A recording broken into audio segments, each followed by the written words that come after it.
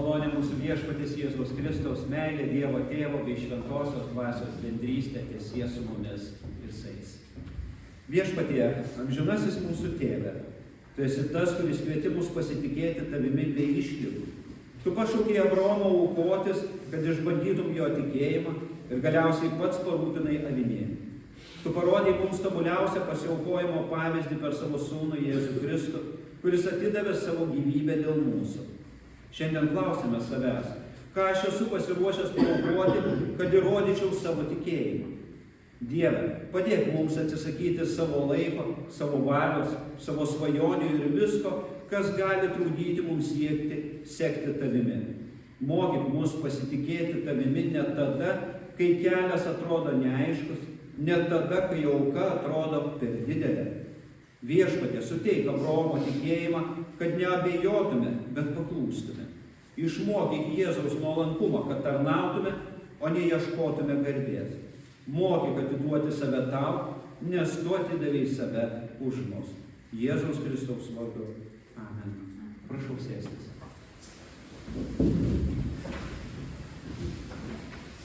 Mylimieji Kristuje, tikėjimas nėra tik gražios mintis ar jausmai, kurie kyla širdyje per pamaldas. Tikėjimas yra gyvenimo būdas, reikalaujantis pasiaukojimo, visiško atsidavimo Dievui ir pasitikėjimo juo net tada, kai viskas atrodo neaišku, nesuprantama, o kartais beviltiška. Gyvename laikais, kai žmonės vengia aukotis. Jie nori patogaus gyvenimo, be didelių iššūkių ar skausmų. Tačiau šventasis raštas moko, kad tikrasis tikėjimas reikalauja aukos. Tokios aukos, kokią parodė Abraomas, Jokūbas ir Jonas, o didžiausią pavyzdį mums davė pats Viešpats Jėzus Kristus. Šiandien pamąstykime, ką esame pasiruošę paaukoti, kad įrodytume savo tikėjimą. Peržvelgsime į Abraomą, pažvelgsime į Abraomo tikėjimą, jo išbandymą, Jėzaus mokinių troškimus bei didžiausią visų laikų pasiaukojimą Jėzaus Kristaus auką. Pirmajame skaitinyje iš pradžios knygos matome Abraomą, kuriam Dievas suteikė neįkainojamą dovaną, sūnų Izaoką. Po metų kupinų laukimo ir vilties, kai jau atrodė, kad visos Dievo pažadų grandinės susijungia, Viešpats užduoda sunkiausią klausimą.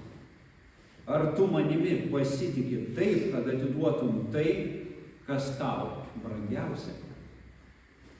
Dievas liepia Abraomui paaukoti savo vienintelį sūnų. Tai atrodo neįsivaizduojama. Kaip mylintis Dievas galėtų prašyti tokios aukos?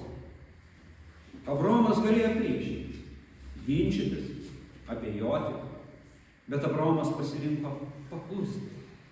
Be klausimų, be išlygų, be derybų. Jis išėjo į kelią, vedamas vien tikėjimu. Ši istorija moko mus svarbios pamokos. Tikrasis tikėjimas neieško kompromisų. Tikėjimas reikalauja visiško pasitikėjimo Dievu. Abraomas nežinojo, kaip viskas baigsis, bet jis žinojo, kas yra Dievas. Abraomas visa savo savastimi tikėjo, kad Dievas yra ištikimas, geras, o taip pat jis tikėjo, kad jis yra teisingas. Kai jis pakėlė ranką su peiliu, Viešpats sustabdė jį ir parūpino avinėlį aukai. Tai parodo, kad Dievas neketino atimti iš Abraomo to, ką jam pats buvo davęs.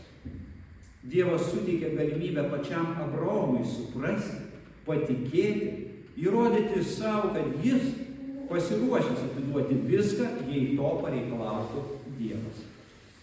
Kiekvienas iš mūsų turime Izaoką gyvenime, kažką, kas mums labai brangu. Gal tai mūsų planai, patogus gyvenimas, įsitikinimai, net mūsų svajonės. Ar mes pasiruošę visą tai atiduoti Viešpačiui, jei jis paprašytų? Evangelijos pagal Morkų skaitinyje, kurį šiandien girdėjote, matome kitokį iššūkį. Jokūbas ir Jonas ateina pas Jėzų su prašymu. Leisk mums sėdėti tavo šlovėje, vienam dešinėje, kitam kairėje. Jie trokšta garbės ir valdžios. Jėzus atsako klausimu, ar galite gerti taurę, kurią aš gersiu? Jis kalba apie kentėjimą, pasiaukojimą ir tarnystę. Jis moko, kad Dievo karalystėje didžiausias yra tas, kuris yra visų tarnas. Ši istorija aktuali ir šiandien. Dažnai mes, kaip ir Jokūbas bei Jonas, norime būti pripažinti, siekime įtakos, trokštame patogaus gyvenimo su Dievu. Bet Jėzus kviečia mus eiti kitu keliu, nuolankumo ir aukos keliu. Tikėjimas nėra būdas pasiekti asmeninę gerovę ar pripažinimą. Tai kvietimas sekti Kristumi ir tarnauti kitiems. Ne vienas pavyzdys neparodo aukos esmės geriau nei pats Jėzus. Abraomo istorijoje Dievas parūpino avinėlį, bet Golgotoje jis pats atiduoda savo sūnų kaip auką už mus. Jėzus atidavė viską. Jis paaukojo savo dangiškąją šlovę, kad gimtų žmogumi. Jis paaukojo savo teisės ir galias, kad taptų tarnu. Galiausiai jis paaukojo savo gyvybę, kad išgelbėtų mus. Ant kryžiaus Jėzus patyrė neįsivaizduojamai skausmą. Jis ne tik fiziškai kentėjo, bet ir buvo paliktas, pažemintas, atmestas. Ir visa tai dėl mūsų.